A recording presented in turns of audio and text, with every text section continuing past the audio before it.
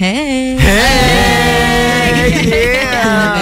Good morning! Hi! Good morning! Good morning. We have Jello, Akira, JL, Mickey, and Nate live with us in the booth, saying what's up to our friends on Playback as well as Facebook. Hey guys, hello to the Aces. Hi. Hello, Aces. Good morning, Magiceros.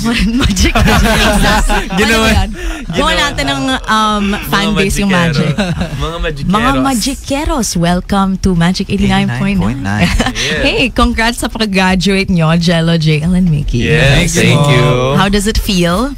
Masaya kasi, you know, we stopped kasi our high school nung pandemic. Yes. So we had a hard time na isingit yung schooling namin sa schedules namin, and super happy na after 3 years. Yeah, 3 years. 3 years of not studying, we got to finish high school finally. Yes, makakapag-college na. Shout out JPI! Yes!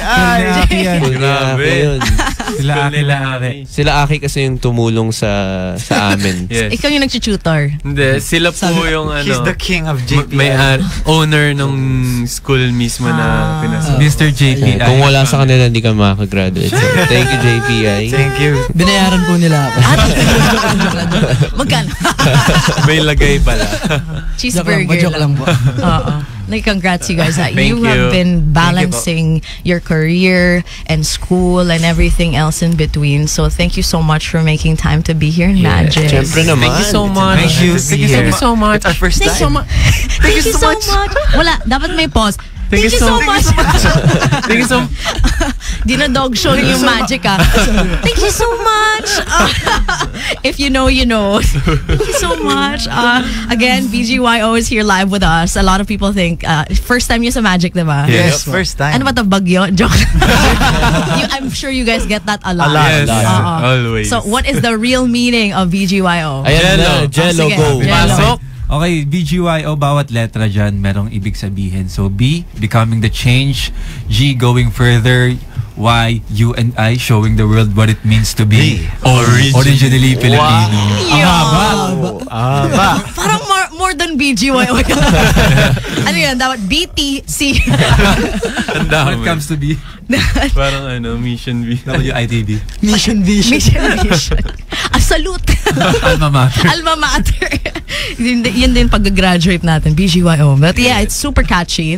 And it makes you Google what it means. And a lot of great songs have come out of you. It's so many years now altogether. I am loving this new track that we have called Gigil, which is more like of a reggaeton vibe. So tell me about the day that you recorded Gigil, or how you came about the song. Actually, yung Gigil po was actually not the next song that we were gonna release. We actually planned and recorded a lot of songs before na, and nagulat na lang kami na parang, you know, may bagong dumating, so we wanted to see if kailan pwede i-release to, and you know, with the management's decision and the label's decision, mas okay na i-release yung song na to this time kesa patagal pa. Yes. Kasi kasi feeling ko yung Gigil talaga magugustuhan talaga to ng mga tao like sa panahon ngayon. So parang ayaw na namin patagalin to. Tama. And yeah, yung nagsulat ang kantang to ay from Flip Music, si Sir Bojam nag-produce, and Sir Mike. Yes. Did they play the song to you guys and you were like, yes, we love the song? Or collaborative siya? Paano yung process na yun? Collaborative po. Usually we have listening sessions together with the label and the management, and during that time parang, you know, we all felt like this one parang isingit natin to before kasi diba parang siningit na yung song na to, and yeah. Saka maganda naman dyan, nung naparinig sa amin, tulong-tulong rin kami kung paano magiging yung final na kung ano yung Gigil ngayon. So, every time na nagle-listening kami, kasi lahat kami nandun, share kami ng ideas, artists, managers, lahat, mga label, everyone. And natutukan din po yung mismong song kasi during the recording, kamiting din namin sila Sir Bojam tsaka sila Sir Mike habang nagre-record. So may mga, kunyari may input kami na parang pwede po natin gawin to, ganyan. So very, collaborative work talaga tong Gigil. Kaya nakakatawa. And fun fact, ang choreography nitong kantang to, 3 days lang namin. 3 days Nabuo. lang. Nabuo. Yeah, kasi diba, nasingit lang yung Yes. kantang to, and you know, we had to focus talaga on how we will go with the choreography, and si Nate yung isa sa nag-choreo. Dalawa sila ni Coach Adam. Yes. While we were recording this song, I was sending drafts of Nag-send siya ng... Mga video message. video. I still have videos on my phone of different drafts. Ay, parang kailangan namin makita yan. Sample nga siya. Pati yung mga ibang... Ipopost niyo ba yan? Post ko. Pwede naman. I-post Pwede naman. first draft, second Yeah. draft. Approved. Baka ma-approve pa ng iba, yung iba eh. Pwede pa ipasok. Version 1, version 2. Kada performance, iba-iba yung Ibang chorus. Malilito na sila. Never Sa let them ulo. know your next move. No, I love the chemistry that you guys have with each other, even with starting the song, creating it, recording it, and the dance that comes along with it. I feel like you guys are so united in that sense. And parang gets nyo ng isa't isa. Yes. Did you find any difficulty in creating the song or releasing it, especially with the tight schedule? So, I think we all had a hard time Yes. given the schedule, and bigla ang pag-switch ng focus to this song, because, you know, we were trying to focus a lot on different songs na Yes. dapat i-release. And thankfully, you know, kilala naman namin yung isa't isa, and alam na namin kung paano gumalaw sa ganong situation. You know, we just need to put our heart into it. And Yun nga, tsaka... We just Push. Nakakatuwa kasi yung dynamics ba namin sobrang ayos kahit yung sa vocal coach namin. Coach Jerwin, hello. Yes. Para ang bilis namin magtrabaho. Kunyari may ibigay sa amin, iba to sa amin na new song.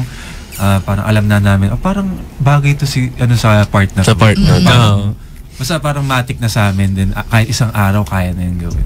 So when songs are made, does it usually take a while, or sometimes one day, one session lang, tapos na agad? For recording. Oh.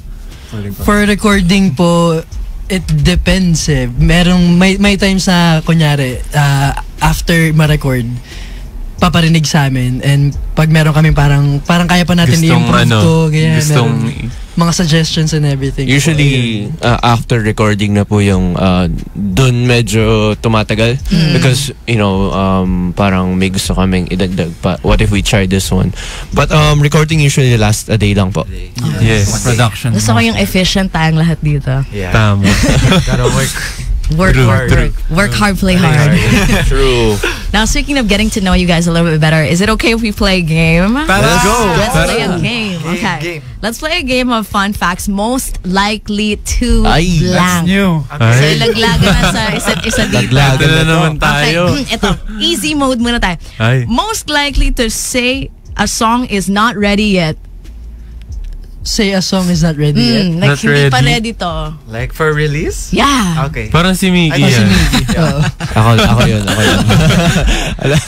Ayoko sabihin eh, pero Nakikita ko na sa mata niya, Diba? napapangiti na siya. Parang ganun siya. Napapasmik na siya. Hindi niya alam May kung side aamin siya. But we need someone like that, diba? Yes, Push us to kailangan be talaga. better. Hindi yung pwede na yan. Oo. Kailangan ano talaga. May kumukontra. Tama. Who is most likely to write a love song? Kuya Aki. Aki. Actually, Kuya Aki has written 2 love songs already? 3. Sinulat niya yung Kundiman and tsaka Far Mahal Away. na kita. And Far away. Far away lang. Fly away. Yeah. Far Away. Hindi mo na alam yung mga kanta. ako sa long time.